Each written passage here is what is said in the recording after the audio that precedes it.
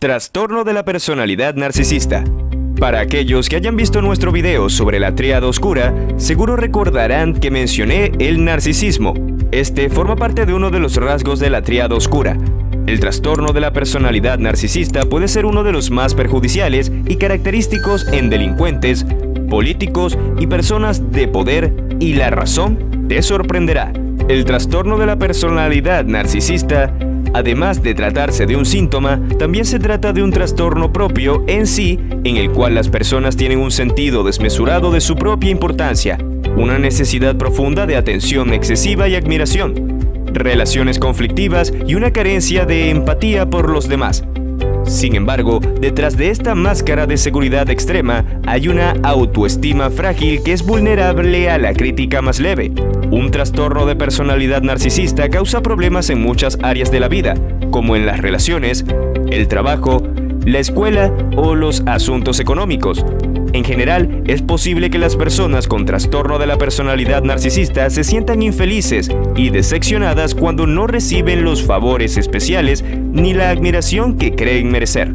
Es posible que no se sientan satisfechos con sus relaciones y que otras personas no disfruten de su compañía. El tratamiento del trastorno de la personalidad narcisista se centra en la terapia de conversación, también conocida como psicoterapia. Las personas con este trastorno presentan una percepción distorsionada de la realidad en la que, para el afectado, todo debe girar en torno a sí mismos para sentirse cómodos. Un rasgo característico de estas personas es que se atribuyen logros ajenos y también sobrevaloran los suyos propios por más simples que sean. También, esta característica es la que alerta a las personas a su alrededor y es lo mismo que tiende a llevarlos a una vida solitaria.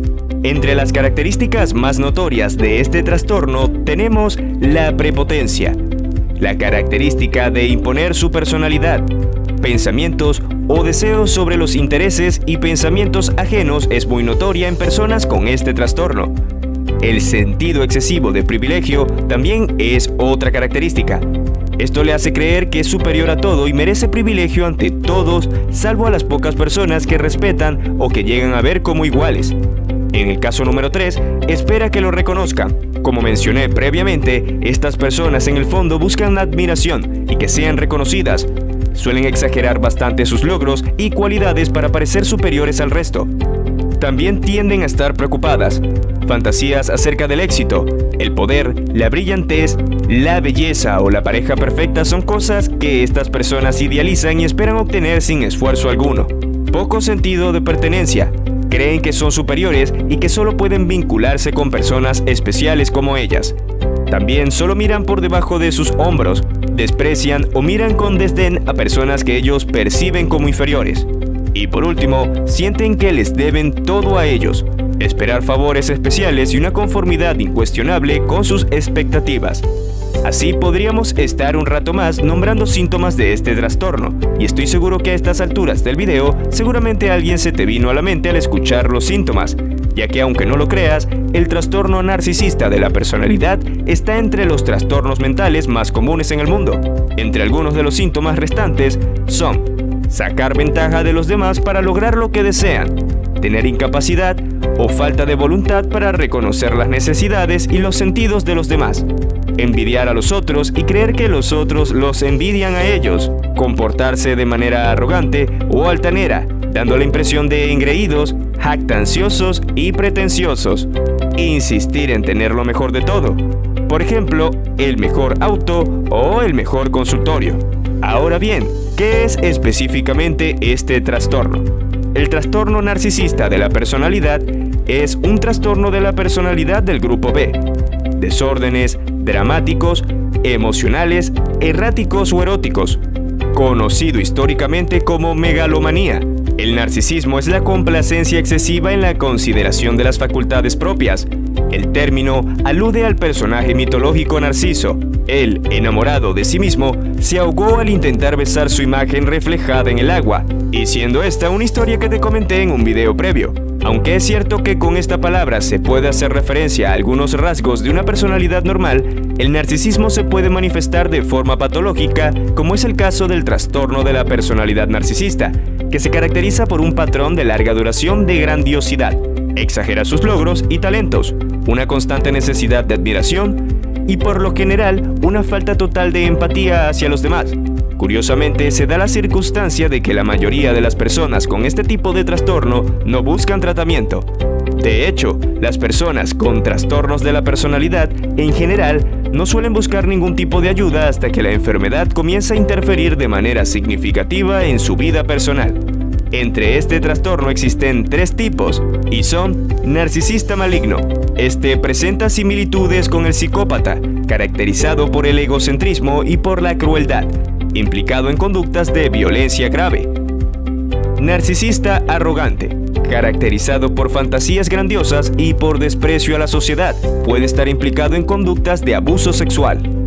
Narcisista compensador, intenta reparar su baja autoestima mediante la búsqueda de un reconocimiento social a través de la violencia y las conductas ilegales. Con frecuencia presenta antecedentes de ansiedad y depresión. Este último tipo es la forma más común en la que se presenta este trastorno. No se sabe cuál es la causa del trastorno de la personalidad narcisista. Al igual que el desarrollo de la personalidad y de otros trastornos de salud mental, probablemente la causa de este sea compleja. Sin embargo, puede asociarse con lo siguiente. Primero, al entorno, malas relaciones entre padres e hijos, ya sea por exceso de devoción o exceso de críticas que no están en sintonía con la experiencia del niño. También, la genética, características heredadas. Y por último, la neurobiología, la conexión entre el cerebro, la conducta y el pensamiento. Este trastorno se diferencia con el egocentrismo, pues mientras que los egocéntricos no son capaces de ver el punto de vista de la otra persona, los narcisistas saben asumir otro punto de vista. Eso sí, no les importa ni lo más mínimo. Aunque algunas personas de narcisismo pueden tener su origen en la personalidad interna del individuo, este trastorno es de naturaleza externa debido a la educación y al refuerzo reiterado de ese comportamiento.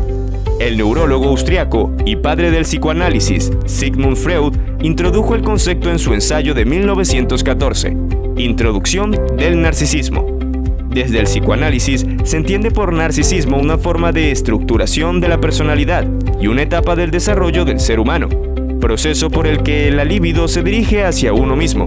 Cuando no se emplean en el ámbito psicológico, los términos narcisismo y narcisista son frecuentemente utilizados peyorativamente, detonando vanidad, presunción o egocentrismo. Aplicado a un grupo social, es utilizado para denotar elitismo o indiferencia a la difícil situación de los demás. También hay algo curioso, y es que este trastorno presenta 3 peculiaridades que pueden ser tanto positivas como negativas. Es más frecuente en los hombres, disminuye en intensidad conforme pasan los años, y es raro que se diagnostique en la niñez o la adolescencia, pues en esa etapa se están produciendo cambios de personalidad y maduración. ¿Un narcisista puede ser curado? Bueno, aunque ya se sabe que la psicoterapia es la forma tradicional y más común, para el tipo de este trastorno que es presentado por la depresión, tiene una pequeña peculiaridad, y es que algunos medicamentos pueden ser útiles y en pocos casos, al irse a la enfermedad principal, se va también este trastorno. La psicoterapia también puede ayudar al individuo a aprender a relacionarse mejor con los demás, para que sus relaciones sean más íntimas, agradables y gratificantes. Comprender las causas de tus emociones y qué es lo que te motiva a competir, a desconfiar de los otros y tal vez a despreciarte a ti mismo y despreciar a los demás, a aceptar y mantener relaciones personales reales y colaborar con tus compañeros de trabajo. Reconocer y aceptar tus capacidades reales y posibles para poder tolerar las críticas y los fracasos. Aumentar la capacidad de comprender y regular tus sentimientos. Comprender y tolerar cómo afectan las cuestiones relacionadas con la autoestima. Liberarte del deseo de cumplir objetivos imposibles y situaciones ideales, y poder aceptar qué cosas son posibles y qué objetivos puedes cumplir. Este trastorno, si bien no entra en la categoría de peligrosos para el individuo, resulta evidente para las demás personas lo perjudicial que llega a ser para el afectado al punto de ser llamados condenados a la soledad por sus seres queridos. Lo bueno es que bajo el correcto tratamiento puede ser tratada al punto de casi erradicarse por completo. y aún así en la mayoría de casos, estos síntomas se irán debilitando mientras más edad tenga el individuo.